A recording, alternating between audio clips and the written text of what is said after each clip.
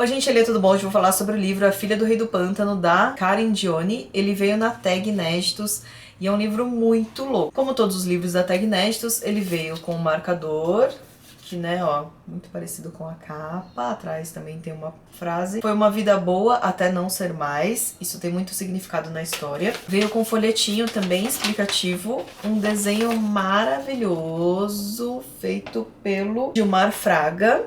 Fez essa ilustração, nem sei se eu estou colocando corretamente aqui no vídeo, mas tem a ver também... Ele não colocou a planta, né, meu? Que louco! Esse livro vai contar a história da Helena, que até a adolescência não tinha conhecimento de que a mãe tinha sido raptada. Como assim? E nem que elas estavam vivendo num cativeiro. É o seguinte...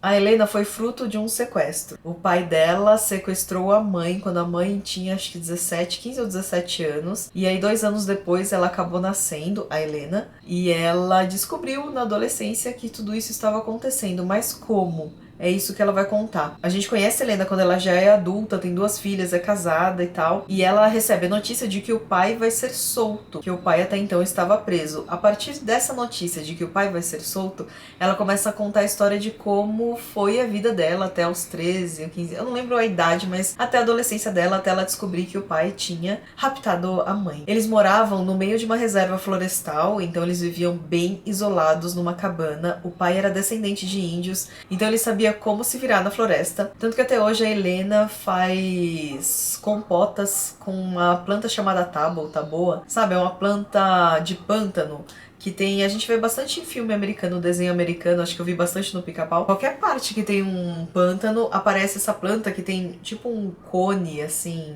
um negócio cilíndrico, meio avermelhado, meio amarronzado. Eu vou colocar a foto aqui pra vocês verem, ou aqui onde tiver mais espaço. E é uma planta que ela é toda comestível. E uma das coisas que a Helena faz é uma conserva da fruta dessa planta. Ela aprendeu com o pai, obviamente, a mãe também fazia, provavelmente também ele ensinou a mãe. A gente vai começando a conhecer a história dela, bom, como alguém que vivia no meio de uma floresta. Eles caçavam, colhiam bastante coisas da floresta, pescavam. E a Helena era super fã do pai. Super fã na medida do possível, porque ele era muito bruto. Mas ela gostava do jeito que ele caçava, gostava do jeito que ele lidava com a faca, gostava do jeito que ele se virava, né? Da independência dele na floresta, de como ele era valente. Ela gostava dessas coisas assim, mais brutas, digamos assim. Enquanto a mãe era sempre muito quieta, uma pessoa triste, sabe? E ela não sabia por quê.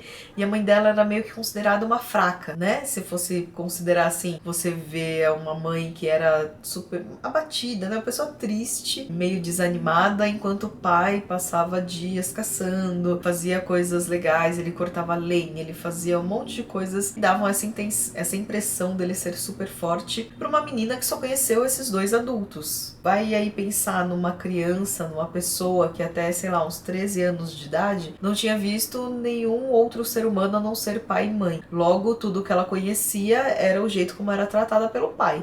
Óbvio que ela não gostava quando o pai castigava ela e deixava ela num buraco de 1 por 1 embaixo da terra com uma tábua em cima, que era o castigo dele. Ou quando ele batia nela, então eram agressões físicas, eram castigos físicos, mas não é tipo, ai, dá um tapa na bunda, sabe? Era uma coisa violenta, coisas de sangrar, de ficar hematomas, tanto nela quanto na própria mãe. Meio que era normal, mas óbvio que ela não gostava. Mas também ela não tinha nenhuma referência pra saber o quanto normal era isso, né? Então vamos tentar entender esse lado da pessoa que é agredida, mas também não sabe ali, né? Ela não tem base. É uma pessoa que só conhece o pai e a mãe. Enquanto que a mãe era muito fechada, a mãe não falava nada.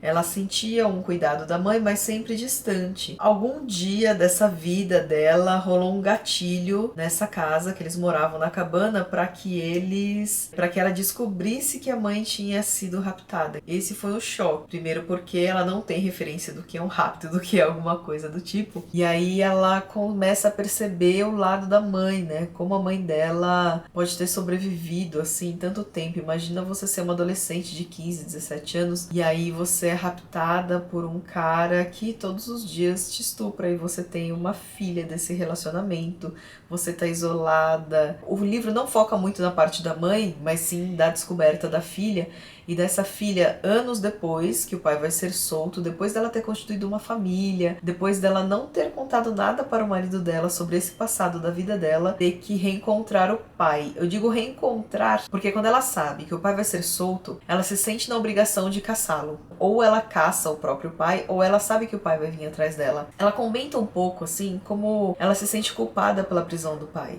Porque depois que ela descobriu que o pai tinha raptado a mãe e todas as histórias, todos os problemas que isso envolviam, ela acabou se sentindo responsável pela prisão do pai. Então ela sabe, e mesmo depois que ele foi preso, assim, mesmo depois, na verdade, que ela foi pra casa dos avós, que a mãe dela voltou pra casa, tudo, ela sentia falta do pai.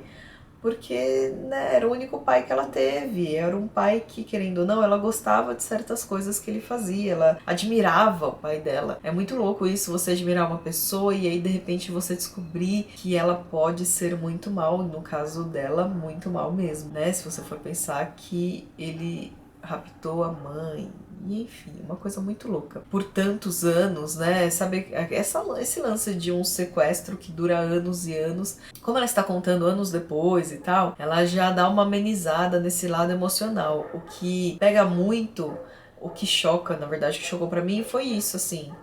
E dela ser uma adolescente que acabou descobrindo e de tantos anos, né, rolar um sequestro assim de tantos anos e de depois eles voltarem e agora o pai vai ser solto e ela tem a certeza de que o pai vai atrás dela e ela morre de medo do pai dela ir atrás das filhas dela, porque ela enxerga características do pai nas filhas, enxerga características da mãe em outra, né, cada filha meio que tem uma personalidade ali e uma delas é inclusive muito parecida com o pai e aí ela fica até achando que o pai vai fazer alguma coisa contra a família, ou que já fez, sabe? É aquela coisa de briga não, é aquela coisa de perseguição, só que é uma perseguição no mato, sabe? De coisas de rastrear um ou outro, e de, sabe, assim, ele não mandou nenhum aviso, então ela imagina que ele vá atrás dela. Enfim. Esse livro então choca pela história, e tem até um momento aqui que ela não sabe direito o que fazer.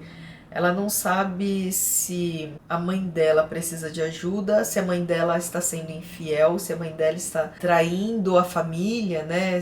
Porque ela quer ir embora, afinal de contas, até um momento de virada, ela não sabe, assim, se a mãe tá querendo só fugir do pai e abandonar a família, mas se ela estiver fazendo isso, por que ela tá fazendo isso? Então ela não... É difícil, assim, e como que essa mãe vai explicar pra filha que é fruto de um estupro, né? Querendo ou não, o pai dela, que ela tanto admirava, a mãe vê a admiração nos olhos da filha, como que ela vai explicar que o pai dela sequestrou, sabe? Então, essa parte pra mim foi a que pegou mais, obviamente, como eu disse, depois que eu tive as crianças, eu penso muito nesse lance da maternidade, da parte da mãe e dos filhos e como contar para os filhos, enfim.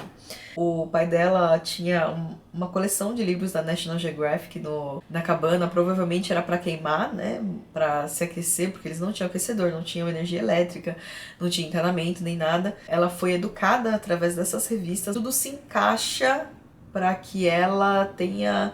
para que o pai, na verdade, tenha sucedido nesse sequestro por tantos anos. É óbvio que aqui a gente vai contar com a curiosidade adolescente e com algumas coincidências que foram acontecendo para que o pai fosse preso e depois que ela revistasse esse passado e tivesse que ser obrigada, se achasse na obrigação de caçar o pai. Tem várias coisas desse livro que a gente fica atento, que é esse lance da pessoa conhecer só o pai e a mãe, então ela só conhece aquela realidade. E aí depois dela também ter que se adaptar a outra vida, porque você pensa que até sua vida inteira você viveu isolada com seu pai e com sua mãe. Depois você tem que enfrentar a escola, os avós, outros parentes, uma adaptação, tipo, você tá ali pra, sabe, viver na selva. E aí você vai viver na cidade, e óbvio que você vai ser zoada pelos coleguinhas da escola. Ela não fala muito sobre essas adaptações, mas ela fala e a gente sente que é um momento meio traumático, assim, essa adaptação. Se eu já conseguia sobreviver onde eu tava, pra que eles fazem tanta coisa, sabe? Pra que essa galera se preocupa? São outros valores, é uma questão moral muito diferente. Então, nessa época ainda de adolescente, que você tá questionando tudo, imagina, né, você viver assim, desse jeito. Passar por essa transição, né? E até hoje pelo que a gente sente aqui no que ela descreve, ela não vê muita necessidade desse lance, assim, da vida que a gente leva na cidade, da vida urbana, enfim. Mas também não é o principal questionamento do livro. O mais legal, o que eu achei mais legal foi ela contar, assim, a vida dela nessa cabana com o pai e a mãe. Primeiro, antes de descobrir que a mãe tinha sido sequestrada e depois as ações que levaram à prisão do pai. Então é isso, é um livro muito louco, muito legal, essa questão da vida selvagem, né, como eles viviam nesse isolamento, como foi a prisão do pai. Ela a todo momento fala que se sente culpada e a gente não consegue descobrir como, mas ela conta que depois, já na parte um pouco antes dela perseguir o pai, né, tentar perseguir o pai, enfim, esse livro não vai se prender tanto à perseguição agora nos dias atuais ao pai, mas vai se prender a como foi o desenvolvimento dessa adolescente. Também não conta como foi a transição, mas a gente vê como era a vida deles na cabana. Senti que o principal foco era isso, assim, do sequestro durar tanto tempo. Tanto que aqui a autora, no folhetinho que a Tag mandou, até fala que ela não sabia direito onde ambientar essa história. Ela tinha pensado em ambientar numa cidade, né, em algum apartamento isolado de algum bairro, mas aí ela decidiu colocar na selva, no pântano, né, e aí ficou muito louco, porque entrou toda essa questão de sobrevivência mesmo, que eu achei bem legal. Então é isso, espero que vocês tenham gostado, se inscrevam no meu canal, dê um curtir e até o próximo vídeo.